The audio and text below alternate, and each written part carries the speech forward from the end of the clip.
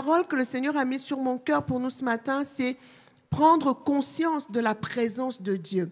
Le Seigneur me disait que beaucoup de ses enfants vivent comme s'ils étaient seuls. On vit comme si on était seul dans ce monde, en fait. On n'a pas conscience, souvent, de la présence de Dieu à nos côtés, de la présence de Dieu dans notre vie et du contrôle de Dieu sur notre vie. On n'a pas souvent conscience de cela. On n'a pas conscience suffisamment que Dieu contrôle nos vies, que Dieu est réellement avec nous et que Dieu nous aime. Alléluia. Amen. Et c'est très important. Et le Seigneur me le rappelait pour moi-même d'abord. Et je veux qu'on regarde en introduction Matthieu 10.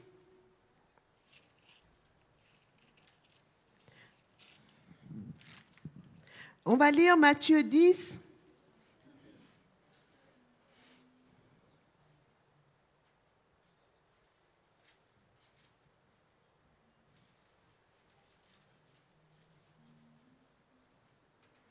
Je vais lire à partir du verset 23. Le Seigneur dit, quand on vous persécutera dans une ville, il ne dit pas si on vous persécute. Il dit quand on vous persécutera. Ça veut dire que c'est un fait établi. Ça va arriver.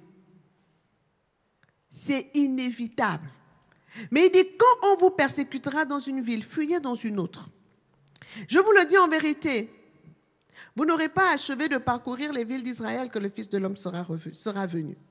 Le disciple n'est pas plus que le maître, ni le serviteur plus que son Seigneur.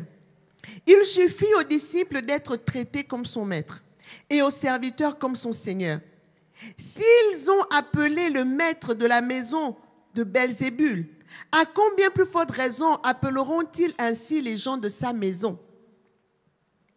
Ne les craignez donc point, car il n'y a rien de caché qui ne doive être découvert, ni de secret qui ne doive être connu.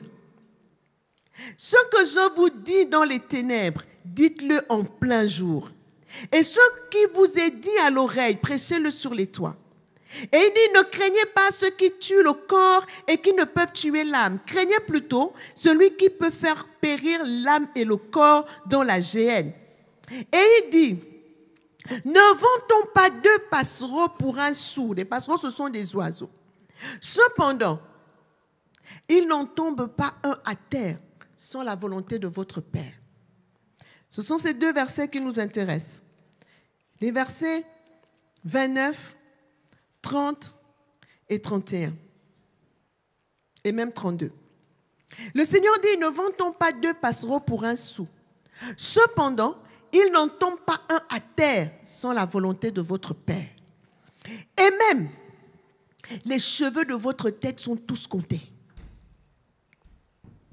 Ne craignez donc point, vous valez plus que beaucoup de passereaux. C'est pourquoi, quiconque me confessera devant les hommes, je le confesserai aussi devant mon Père qui est dans les cieux.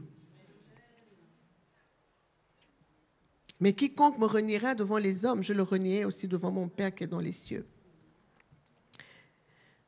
Le Seigneur nous dit ici que s'il prend soin des oiseaux, il le reprend dans Matthieu 6, il dit nous valons plus que des oiseaux. Et le Seigneur avait attiré mon attention sur le verset 30.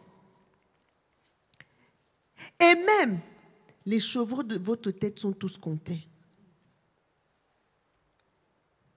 Et dans un autre passage, il dit, aucun de nos cheveux ne tombe à terre sans que lui ne l'ait permis.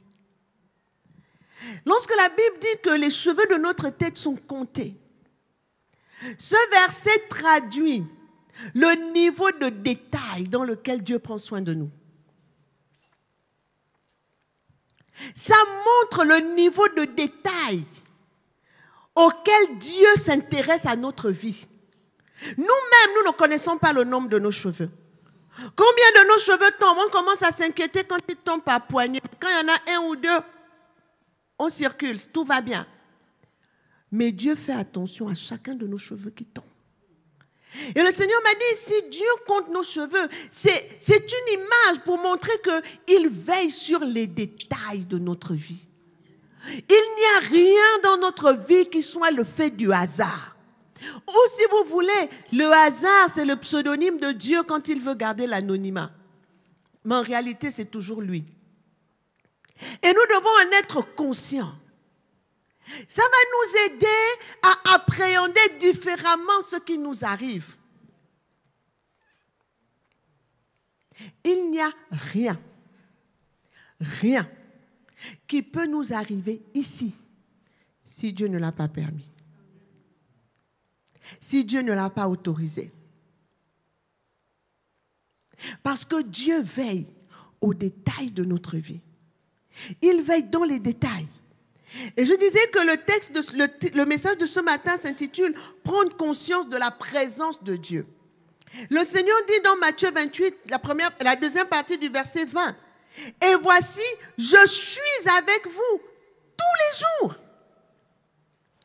Tous les jours jusqu'à la fin du monde. » Il est avec nous à chaque instant. Ça me rappelle notre vieux pasteur Aurora qui est décédé maintenant, qui était un pasteur très, très, très vieux à l'époque où nous l'avons connu, et qui aimait nous dire que Dieu voit une fourmi noire sous une pierre noire dans la nuit noire. Et il nous disait, si tu es plus gros que la fourmi, sache que Dieu te voit. Et il nous disait, quand tu as envie de pécher, lève les yeux. Si tu vois un plafond, sors, lève les yeux. Si tu vois le ciel, sache que de la même manière que tu vois le ciel, Dieu te voit. Partout où tu te trouves, Dieu te voit. Il disait, là où moi je ne suis pas avec vous, Dieu est là. Partout où il y a un ciel, Dieu est là. Parce que le ciel est sa demeure. Et Dieu nous dit, voici, le Seigneur Jésus parle, je suis avec vous tous les jours jusqu'à la fin du monde. Même le roi David l'avait compris. Dans le psaume 23, il dit, l'Éternel est mon berger. L'Éternel n'est pas un inconnu.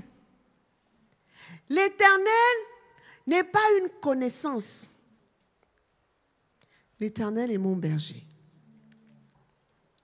Qu'est la brebis sans le berger? C'est le berger qui prend soin de la brebis.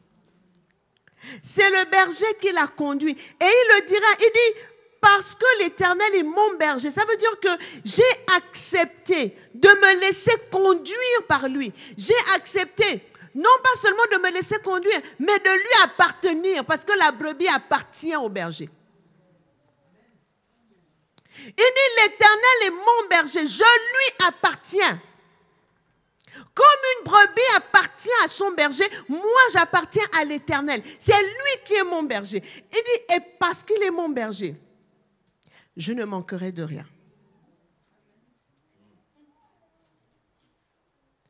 Peu importe là où je me trouve, peu importe les prédictions de la météo, peu importe les prédictions de qui que ce soit, parce que je sais qui est mon berger, je sais qu'il assure mes arrières.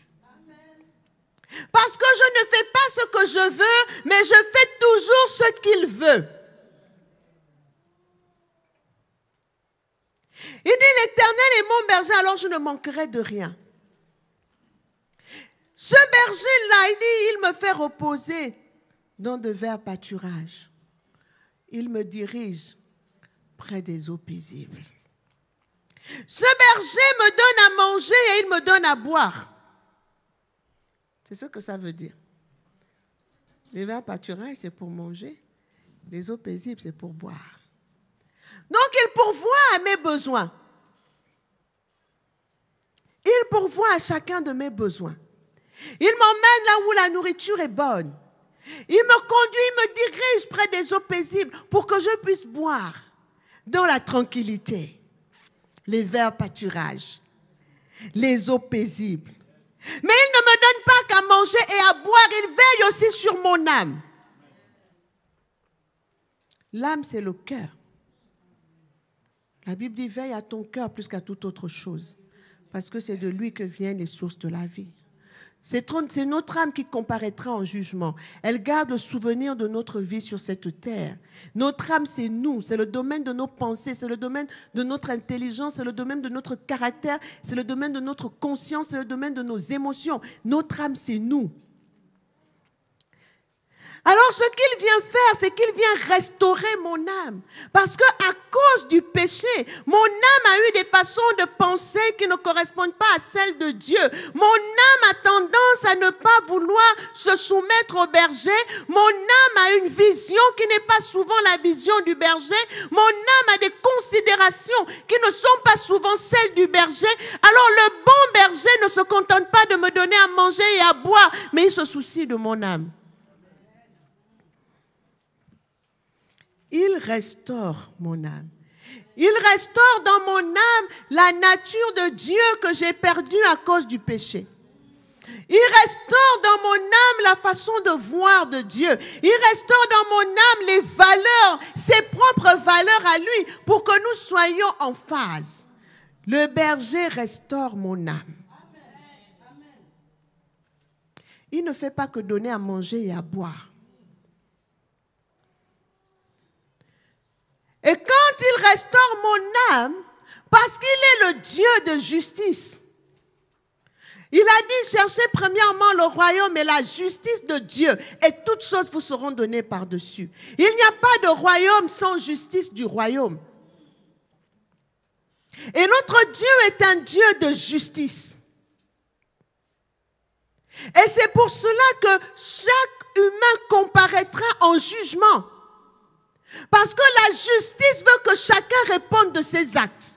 C'est pour cela que la Bible dit qu'on ne se moque pas de Dieu, mais ce qu'un homme ou une femme sème, il le moissonne. Dieu est un Dieu de justice. Il nous a créés avec une intelligence, avec un libre arbitre qui nous donne la capacité de faire des choix. Alors nous devons répondre de nos choix. Nous devons répondre des conséquences de nos actes. Dieu ne nous a pas programmés comme des ordinateurs. Il nous a créés à son image et selon sa ressemblance. Et nous disons tous que Dieu est un Dieu souverain. La Bible nous dit dans Éphésiens, il fait toutes choses d'après le conseil de sa volonté. Dieu n'est pas influencé par les circonstances. Dieu n'est pas influencé par les oui-dire. Dieu n'est pas influencé par la méchanceté. Bien-aimé, personne ne changera le plan de Dieu pour toi. Ils peuvent te détester, ils peuvent calomnier, ils peuvent diffamer, ils peuvent te persécuter, mais ils ne changeront pas le plan de Dieu pour toi parce que Dieu te connaît. Et Dieu ne leur a pas demandé leur avis pour façonner ta destinée.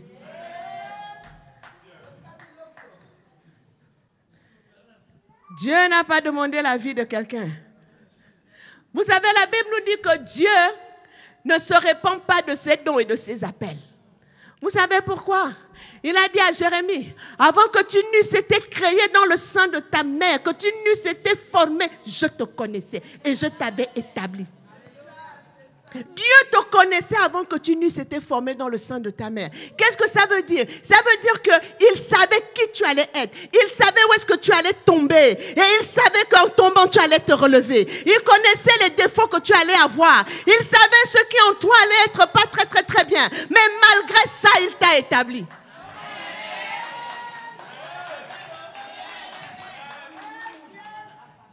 Parce qu'il sait qu'il a la capacité de te restaurer. Il sait qu'il a la capacité de te façonner pour que tu rentres dans le plan, à condition que tu sois obéissant. C'est pour ça qu'il ne se répand pas de ses dons et de ses appels.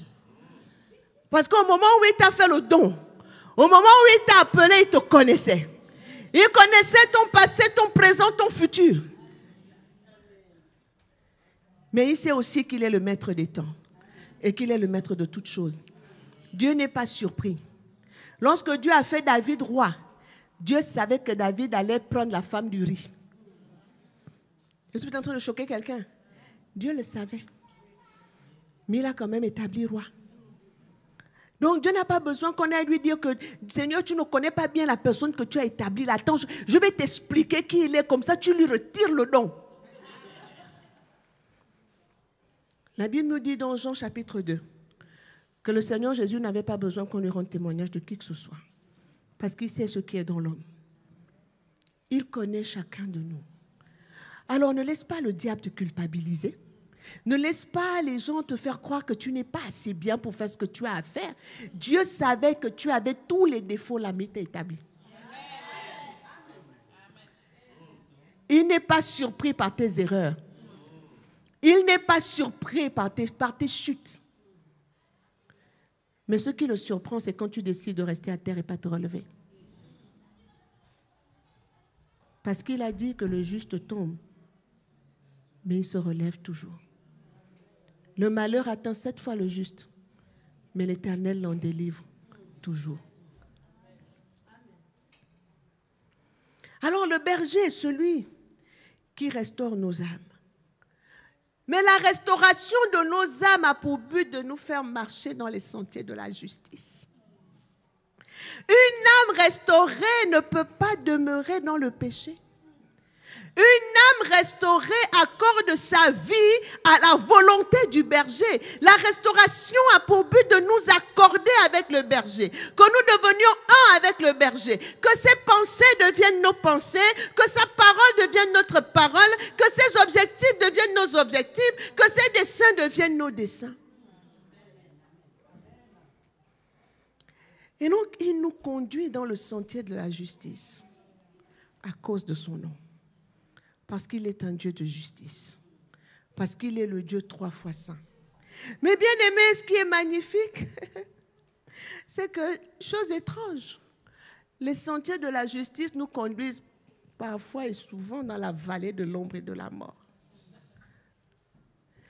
Le fait que l'Éternel soit ton berger ne t'épargne pas la vallée de l'ombre et de la mort.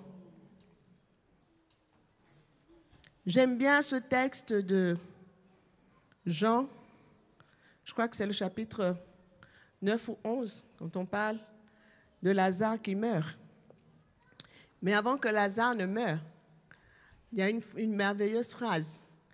On vient dire à Jésus, celui que tu aimes est malade.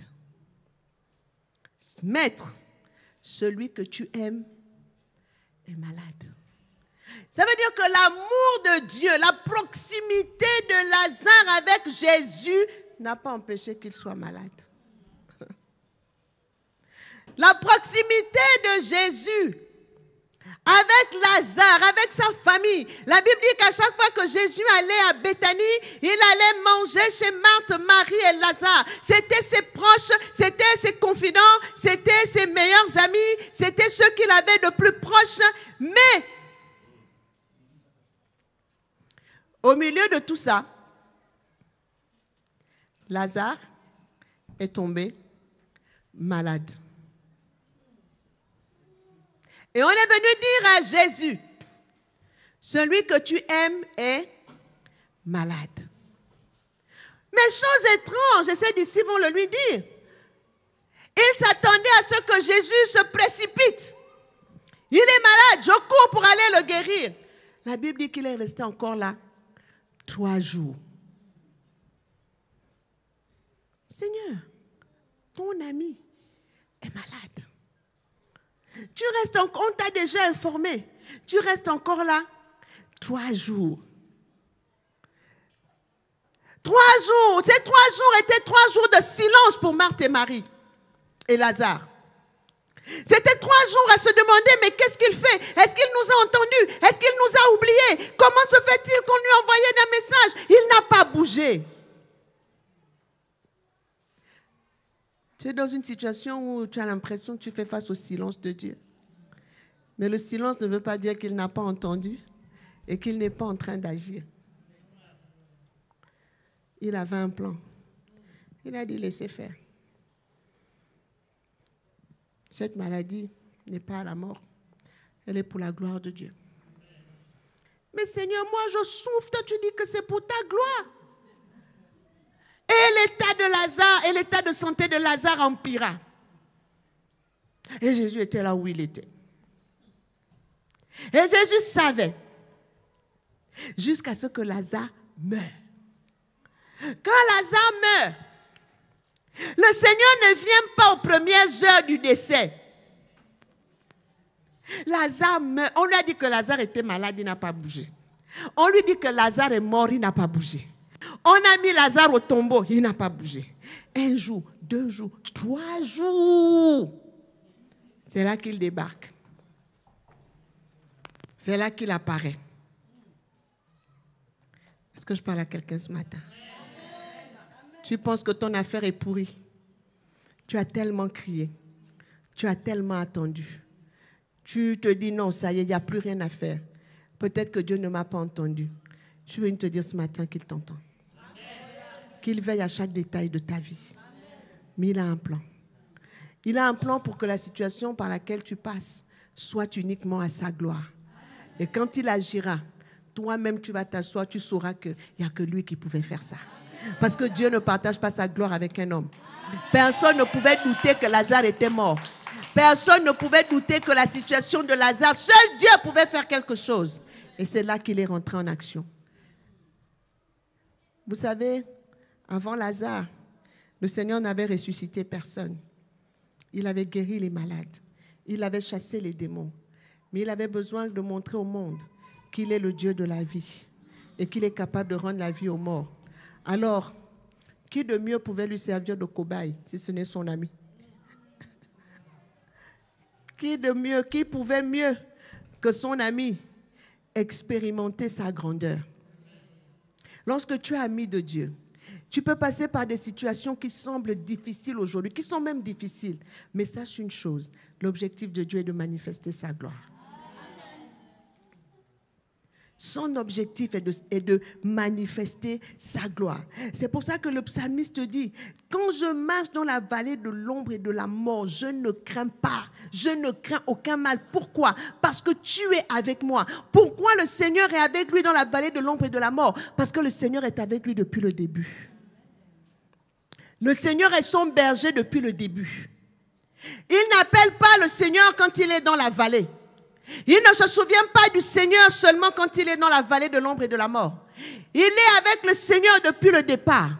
Il écoute le berger. Il suit les instructions du berger. Il mange là où le berger veut le faire manger. Il boit là où le berger le fait boire. Il laisse le berger restaurer son âme. Il marche dans les sentiers de la justice avec le berger. Et donc quand il se retrouve en difficulté, il n'a aucun doute, le même berger est toujours là. Souvent, nous perdons confiance parce que nous avons une vie chrétienne en dents de scie. On se souvient du Seigneur quand tout va mal. Mais en d'autres temps, on fait ce qu'on veut, quand on veut, comme on veut. Alors, quand on est en difficulté, le diable vient nous titiller qu'on n'est pas digne de la confiance de Dieu, que Dieu nous a peut-être abandonnés. Alors qu'il a dit, je ne t'abandonnerai point et je ne te délaisserai point. Je serai toujours avec toi. Il dit, dans la vallée de l'ombre et de la mort, je ne crains aucun mal. Parce que je ne compte pas sur mes forces, je ne compte pas sur mon intelligence, je ne compte pas sur mes relations, mais je sais que toi, tu es avec moi. Et quand tu es avec moi, et puisque tu es avec moi, je ne crains aucun mal.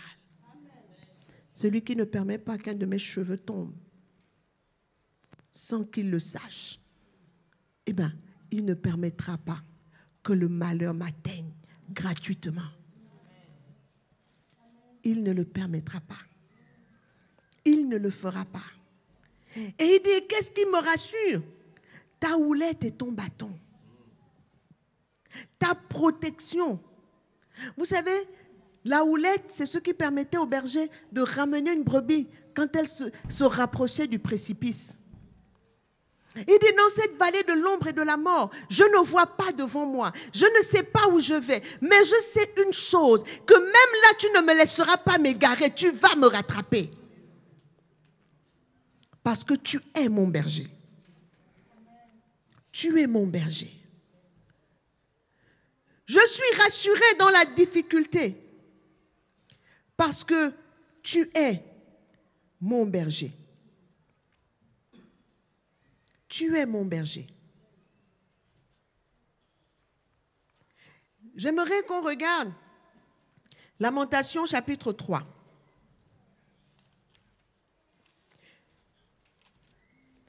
Lamentation chapitre 3. Il y a des passages, quand on les lit, on a l'impression que ils ont été écrits quand tout était beau. C'est comme ce fameux verset, cette fameuse chanson, « Quel ami fidèle et tendre nous avons en Jésus-Christ » toujours prêt à nous entendre, à répondre à notre cri. Il connaît nos défaillances, nos chutes de chaque jour. Sévère en ses exigences, il est riche en son amour. Quand vous entendrez l'histoire de celui qui a écrit ce cantique, il a perdu 2 fiancés, perdu des enfants. Et c'est au milieu de tout ça qu'il a écrit. Quel ami fidèle et tendre en Jésus. Lamentation 3, le verset 19. Il dit, c'est Jérémie qui parle. Il dit, quand je pense à ma détresse et à ma misère, à l'absinthe et au poison, quand mon âme s'en souvient, elle est abattue au-dedans de moi. Mais, au milieu de cette situation difficile, Jérémie dit, voici ce que je veux repasser en mon cœur, ce qui me donnera de l'espérance, c'est que les bontés de l'Éternel ne sont pas épuisées.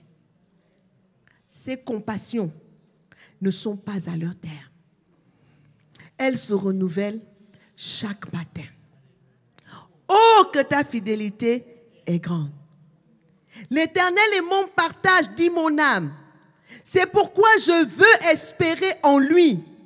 L'Éternel a de la bonté. Pour qui espère en lui? Pour l'âme qui le cherche. Alors il est bon d'attendre en silence le secours de l'Éternel. Ce qui nous permet de traverser les situations difficiles, c'est parce qu'au milieu de ces situations, on sait que Dieu est là. On sait qu'au-delà du désert autour de nous, Dieu demeure bon. Voyez-vous, lorsqu'Élie s'est retrouvé dans le désert, en fuyant Jézabel, Dieu n'a pas changé le désert autour d'Élie. Dieu a changé Élie dans son désert. Dieu n'a pas changé le désert autour d'Élie. Souvent, quand il y a des tourbillons autour de nous, on pense que Dieu va changer le tourbillon. Mais c'est toi qu'il veut changer au milieu du tourbillon. C'est toi qu'il veut transformer dans le désert. C'est toi qu'il veut transformer dans la vallée de l'ombre et de la mort. Et quand il sort de cette vallée, il dit, tu dresses devant moi une table en face de mes adversaires. On a toujours des adversaires. On a toujours, parce que le diable est diable. Et de la même manière que Dieu a des serviteurs qui font le bien délibérément, parce que c'est notre nature, le diable a des serviteurs qui se nourrissent du mal. Ce sont des humains. Mais ils méditent le mal. Lisez les psaumes. David disait, il médite le mal sur moi alors que je suis tranquillement sur ma couche. Et Dieu nous interdit de faire cela. Il complote pour verser le sang innocent. Mais ce qu'il faut dans ces situations, c'est garder son cœur pur. Parce que ce que le diable veut, c'est souiller notre cœur. Mais il faut que notre cœur demeure pur. Et pour que notre cœur demeure pur, on doit changer la direction de notre regard. Plutôt que de poser le regard sur les difficultés, on doit le poser sur le Seigneur.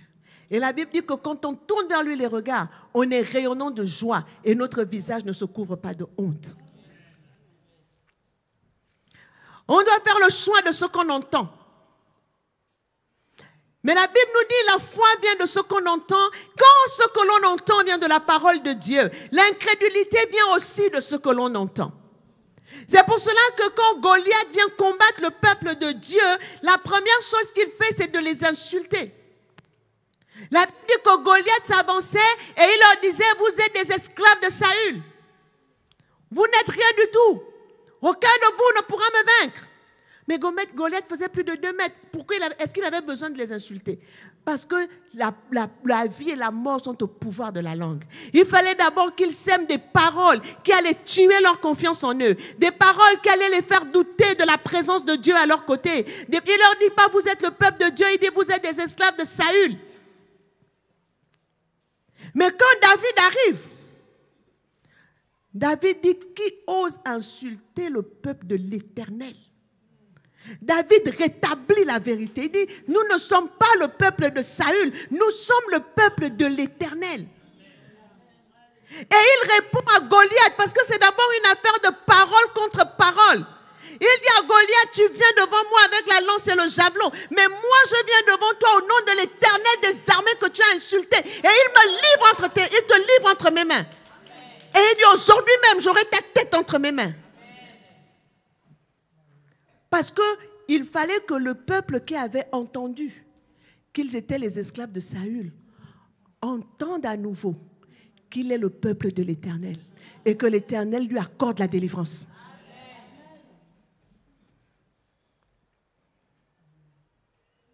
Qu'est-ce qu'on entend? Il dit, tu dresses devant moi une table en face de mes adversaires. Tu as induit ma tête et ma coupe déborde. Oui, le bonheur et la grâce m'accompagneront tous les jours de ma vie et j'habiterai dans la maison de l'Éternel jusqu'à la fin de mes jours. Le fait que le bonheur et la grâce nous accompagnent ne nous épargne pas la vallée de l'ombre de la mort. Mais il est important que nous réalisions que quelle que soit la circonstance dans laquelle on est, Dieu est là. Et que donc, si on sait que Dieu est là, on doit s'asseoir pour dire, Seigneur, tu permets cette situation, glorifie ton nom. Glorifie ton nom, donne gloire à ton nom. Qu'est-ce que je dois apprendre? Qu'est-ce que tu me dis? Il dit dans le livre d'Osée, chapitre 2, voici, je l'attirerai dans le désert pour parler à son cœur. Et là, parce que je parle à son cœur, la Bible dit qu'il transforme la vallée de larmes en une oasis. Il y a des situations qui sont là pour que Dieu parle à nos cœurs. Il y a des situations qui sont là pour que nous réalisions que notre Dieu a la solution et qu'il n'y a rien qui soit plus grand que lui. Il n'y a aucune situation dont il ne peut nous sortir. Et en cela, il restaure nos âmes. Alors, il nous faut croire véritablement que le Seigneur est avec nous tous les jours. Même dans les périodes les plus difficiles et les plus déprimantes de la vie, Dieu est avec nous. Dieu nous écoute. Ce n'est pas quand tout va bien que l'on voit notre foi. La foi, c'est dormir dans la barque au milieu des flots, parce que je lui fais confiance. La Bible nous dit qu'il a dit à ses disciples, Matthieu chapitre 8, verset 18, Jésus, voyant une grande foule autour de lui, donna l'ordre de passer sur l'autre bord. Il dit à ses disciples, allons de l'autre côté. Mais quand il monte dans la barque, la Bible nous dit qu'il y a une tempête qui s'est levée, la barque était couverte de flots. Et que faisait Jésus? Il dormait. Matthieu 8, verset 23-27, il dormait. Et là, les disciples le réveillent, Seigneur, sauve! Nous périssons. Et le Seigneur leur dit, mais de quoi avez-vous peur? Pourquoi avez-vous peur, gens de peu de foi? Il se leva, menaça les vents et la mer, et il y eut un grand calme. Pourquoi il leur dit gens de peu de foi? Il ne leur dit pas gens de peu de foi parce qu'il ne croit pas qu'il peut calmer la tempête. Il leur dit gens de peu de foi parce qu'il leur a dit, allons de l'autre côté. Donc, à partir du moment où le Seigneur te dit, allons de l'autre côté, il a déjà prévu que tu vas arriver de l'autre côté. Donc, ce qui peut se passer en chemin là ne doit pas te faire douter de ce que tu vas arriver à la destination qu'il t'a fixée. Le Seigneur est en train de leur dire, mais attendez, je vous ai dit, allons de l'autre bord. Donc, on va arriver vers l'autre côté. Le vent peut faire ce qu'il veut. Cette pirogue ne peut pas chavirer parce que j'ai dit, on va l'autre côté.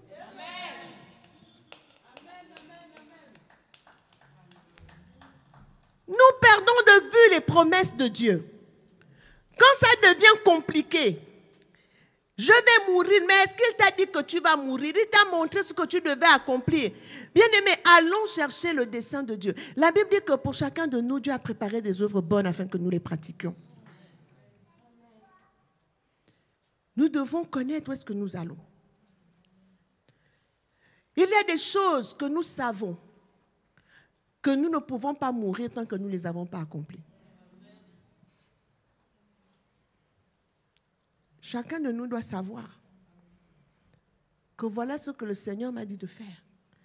Quand le Seigneur Jésus est venu, il a dit, l'Esprit du Seigneur est sur moi parce qu'il m'a oint pour apporter la délivrance, pour guérir ceux qui ont le cœur brisé, pour envoyer libre l'opprimé, publier une année de grâce de l'Éternel. Il connaissait son mandat. Et la Bible nous dit que plusieurs fois on a voulu le faire mourir plus tôt et de la mauvaise manière. La Bible dit comme son heure n'était pas encore arrivée, il passa au milieu d'eux. Et la Bible nous dit autant marqué Christ est mort pour les impies. Il y avait un temps où Christ devait mourir. Et il y avait une manière dont il devait mourir, c'était cloué à la croix. Il ne devait pas mourir lapidé. Plusieurs fois on a voulu le lapider, on a voulu le faire sauter, on a voulu le jeter du haut de la montagne. Ce n'était pas comme ça. Il devait mourir crucifié et au temps fixé par Dieu. Donc, entre-temps, là, il savait ce qu'il avait à faire. Et il disait, il faut que je fasse les œuvres de mon Père pendant qu'il fait encore jour. Bientôt, il fera nuit et plus personne ne pourra travailler. Donc, il savait qu'il avait un temps qui lui était imparti. Et pendant ce temps, il fallait qu'il court. Il fallait qu'il réalise l'agenda. Et lisez Jean 17, verset 4. Le Seigneur Jésus prie. Il dit, Père, j'ai fait tout ce que tu m'as donné à faire. Maintenant, glorifie-moi de la gloire que j'avais auprès de toi avant que le monde fût. Il dit, j'ai fait tout ce que tu m'as donné à faire. L'apôtre Paul, quand sa fin arrive, il sait que c'est fini. Pourquoi il sait que c'est fini? Parce qu'il a achevé ce qu'il avait à faire. Son esprit, l'Esprit de Dieu le lui atteste. Et il dit, j'ai combattu le bon combat, j'ai gardé la foi. Désormais, la couronne de gloire me sera remise.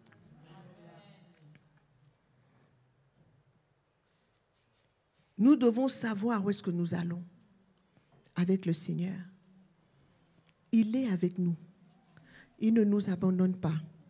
Il ne nous délaisse pas. Il ne nous abandonne pas. Pour conclure, Jérémie 1, 19 nous dit, ils te feront la guerre, mais ils ne te vaincront pas. Pourquoi? Car je suis avec toi pour te délivrer, dit l'Éternel.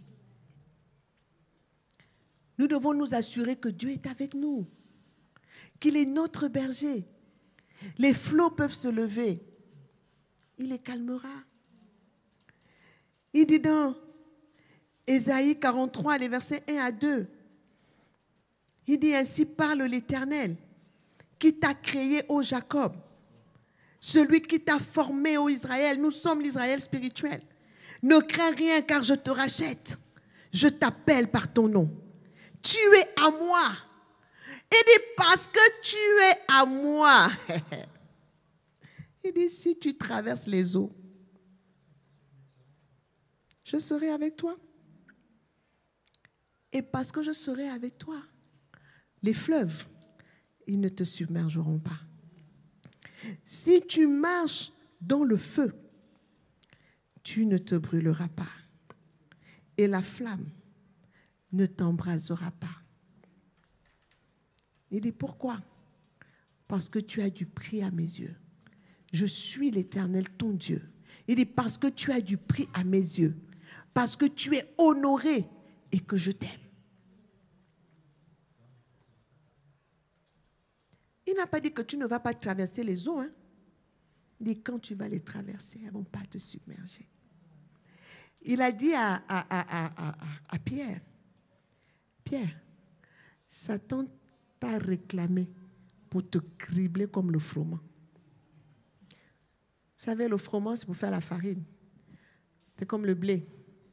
Mais pour faire la farine, on tape sur les pierres pour faire sortir la farine.